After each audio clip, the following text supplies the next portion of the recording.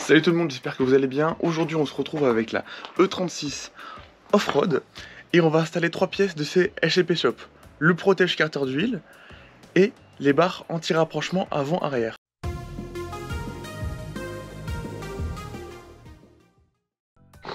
Bon, pour ceux qui n'auraient pas suivi, on a fait une E36 en E36 Off-Road et maintenant que ça a avancé et que ça marche, on a des besoins.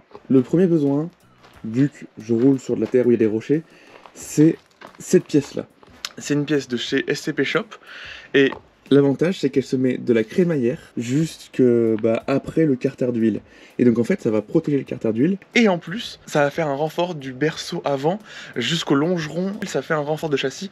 Donc techniquement la voiture elle va moins se tordre. Et vu que des fois on va avoir des appuis un peu différents, ce sera une pièce vraiment intéressante d'un point de vue renfort châssis. Et ensuite, les barres anti-rapprochement aussi de SCP Shop. Alors, à savoir que ces barres anti-rapprochement, j'étais déjà sur ma E36 Turbo. Je les reprends parce que concrètement, c'est vraiment de la très bonne qualité. Franchement, pour une E36, si vous voulez des barres anti-rapprochement, peu importe ce que vous en faites, c'est le meilleur choix. Déjà, elles sont en acier, elles sont certes plus lourdes, donc ça fait un renfort non négligeable parce que les tourelles d'amortisseur de 36, que ce soit l'avant ou l'arrière, c'est un point faible. Sur ma E36 Turbo, malgré la puissance que je sors, malgré comment les suspensions travaillent beaucoup, parce que 500 chevaux qui passent sur les roues arrière, ça travaille beaucoup. Et je n'ai jamais eu de problème de tourelle ou quoi que ce soit. Et par exemple sur celle-ci, les Max Pinron qui étaient mal réglés, ça a un peu abîmé la tourelle, elle s'est tordue.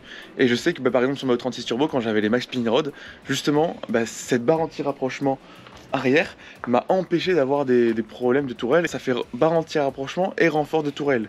Bon, il faut savoir entre temps que j'ai quand même bien roulé avec la E36 Off-Road. Pour faire un petit récap, c'est un délit normal, bruit de crampon. Elle a un comportement dans les virages et tout ça qui est très incertain.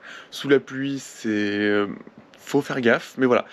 En vrai, ça change pas tellement le comportement, à part dans les appuis en virage où c'est dangereux. Mais par contre, il y a un truc qui a rien à dire. Quand vous allez sur la terre, ça grippe, mais ça grippe, un truc de malade. Je l'ai posé à blanc pour vous expliquer. Là déjà, je vois un problème. Et avec mon système d'admission là d'origine, enfin excuse-moi, d'admission d'M3 avec le plastique qui est là, déjà là c'est plus haut, donc rien que ça là ça risque d'être chaud. J'ai l'impression que cette barre anti-rapprochement va pas pouvoir se monter. Après voilà, j'ai vraiment un cas particulier parce que j'ai l'admission d'M3 adaptée avec des cales qui relèvent le tout, et c'est vrai que je suis pas étonné de ce cas où la barre ne vache pas, j'y avais pas pensé. Du coup on passe à la barre anti-rapprochement arrière. Alors, ici et ici, j'ai de magnifiques trucs en tissu.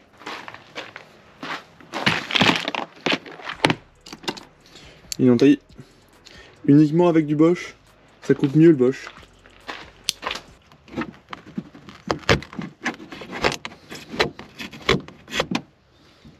C'est enfin fixé. En fait, il y avait une solution plus simple, et justement c'est toujours bien de les mettre en place et de filmer ce qu'on fait, parce qu'au moins on peut vous donner des astuces. Et là c'est une bonne astuce. En fait, ma suspension, cette partie-là, elle n'était pas plus à droite. Elle était penchée un peu comme ça, et les vis du coup elles partent un peu vers la gauche. Ce qu'il faut faire, et même je pense si vous n'avez pas une tourelle tordue, c'est d'enlever l'amortisseur. Comme ça vous posez sur un côté, vous enlevez l'amortisseur, et une fois que vous avez enlevé l'amortisseur, vous posez la barre et vous revenez mettre l'amortisseur par en bas, et après vous mettez les vis. C'est comme ça que j'ai procédé, et en fait c'est passé tout seul.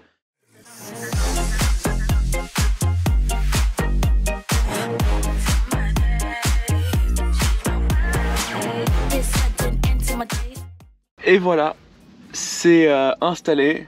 Donc bon voilà, il y a des petites ouvertures là. De manière assez propre. Bon, j'ai envie de dire que la partie pas propre c'est cette partie là. Bon, maintenant on va passer à notre ami le renfort. Il y a cette vis là et cette vis là qu'on va devoir enlever. Donc là voilà, je l'ai mis à peu près en face des trous. Et ça se prend après la barre en fait. Donc j'ai pas besoin d'enlever la barre d'origine qui est déjà là. Ça fait vraiment un... Bon, c'est mastoc hein. Et 15, donc ça c'est du 15 pour info.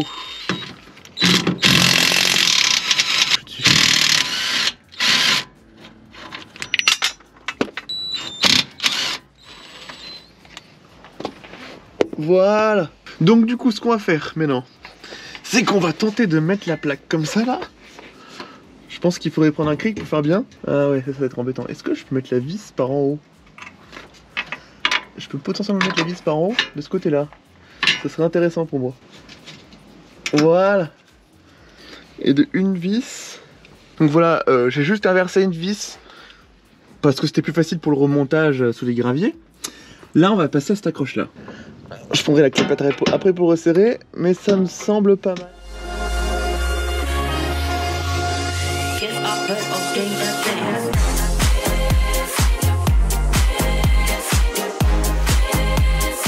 C'est installé, franchement, c'était pas compliqué à installer, c'est très simple. On prend vraiment de l'avant du berceau au niveau de la crémaillère, donc ça, très facile à faire. Et là, ça vient se prendre jusqu'à l'arrière. Voilà. Le problème, c'est que vous êtes obligé de serrer à la clé plate cet endroit-là, donc pareil de l'autre côté, voilà. C'est le seul défaut de ce montage, c'est ça. Du coup, j'ai une idée un peu débile là. Maintenant qu'on est en off-road, ça vous parle ces petits trucs derrière moi là?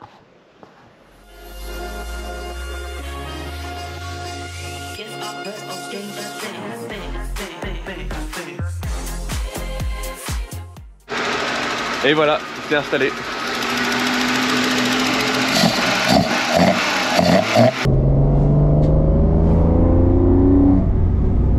Je sens la voiture un peu plus réactive, je sais pas si c'est lié. Je saurais pas dire, après là c'est vraiment trop dur. La voiture est toujours... Mais je sens un peu plus un fonctionnement carte. Et je sais pas si c'est lié au bar, mais je sens que la voiture, je peux lui faire un peu plus confiance.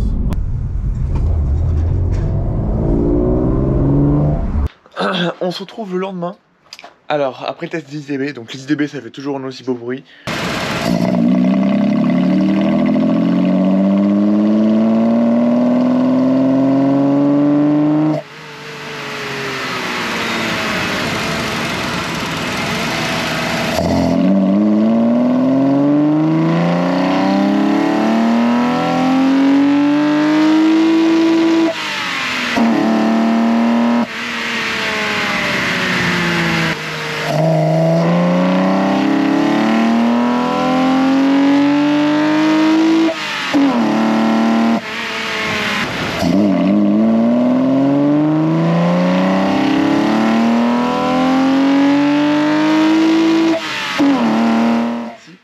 C'est clairement pas adapté aux grosses roues avec le ratio très long que j'ai. Donc si il me faudrait être un pont plus court ou autre.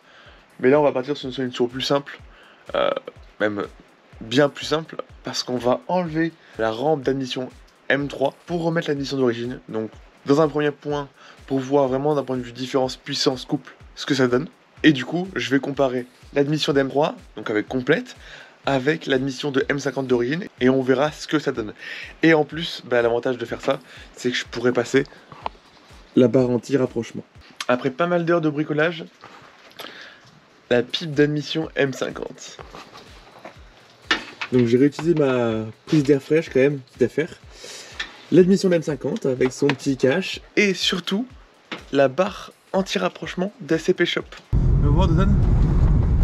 Ah ouais. En fait ça absorbe les chocs.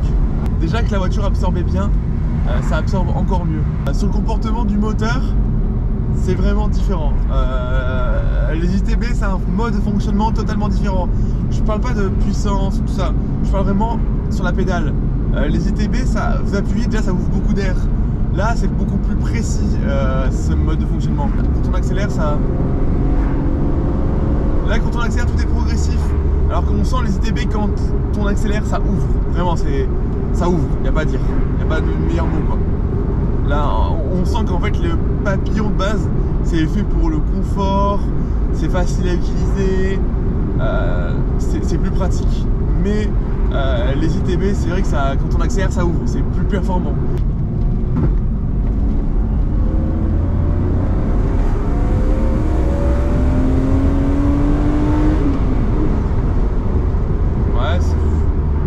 Ça marche un peu moins bien quand même.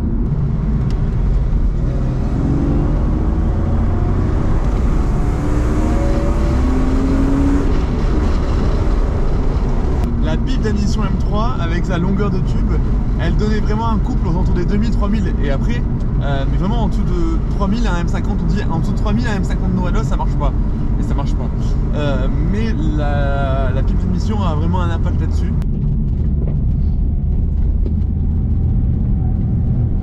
Putain, ah ouais, ça vraiment. Genre je peux me prendre un appui sur les pneus et j'ai vraiment un appui où je vais accrocher. Et ça avant je faisais ça malgré encore ces roues de ouf et les suspensions lancées.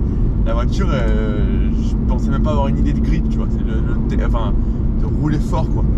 Là franchement c'est étonnant, genre c'est vraiment étonnant. Là elle reprend un peu son côté sportif malgré ses roues et les suspensions. C'est un rond-point là qui est un peu qui a un bon dévers vers la fin.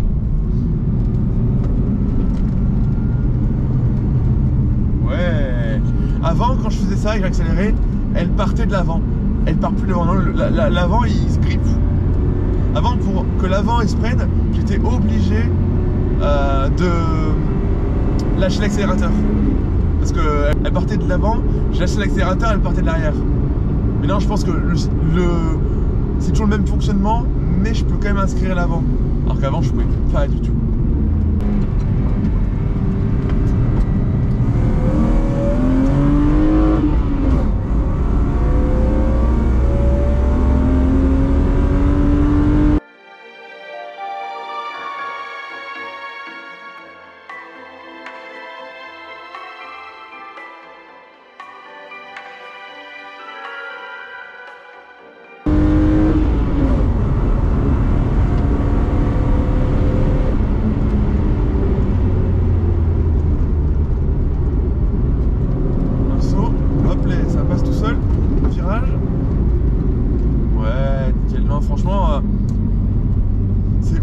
Et pourtant j'ai toujours pas fait de géant hein.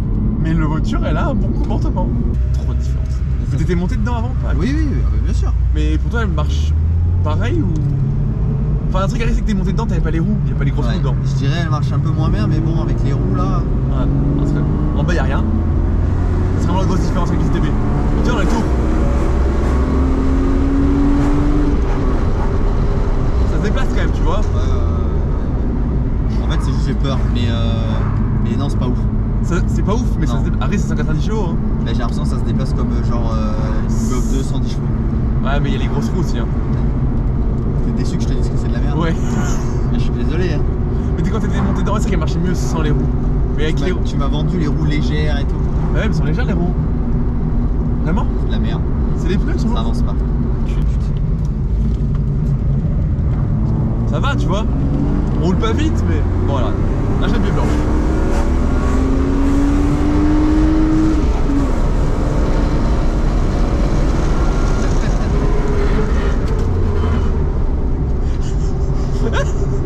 T'as vu? On a pas besoin d'aller vite pour ce shit. Non c'est un bon délit, tu peux tout faire avec. Ça avance suffisamment pour un délit. Ouais. Quoi? Oui, ah bah oui. Ouais, ça pour un délit, ça va. Pour un daily, ok.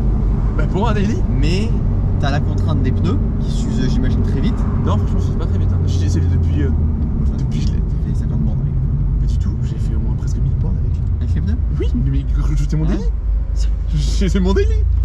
T'avais pas une 540 en daily? Si, c'est le daily pour le daily ça. C'est le daily petite route. D'accord. Oh putain. Oh. On tente ou... Tu vas casser un quart d'heure. Tu penses? Tu vas casser un quart d'heure. Non. Non, bah rentre.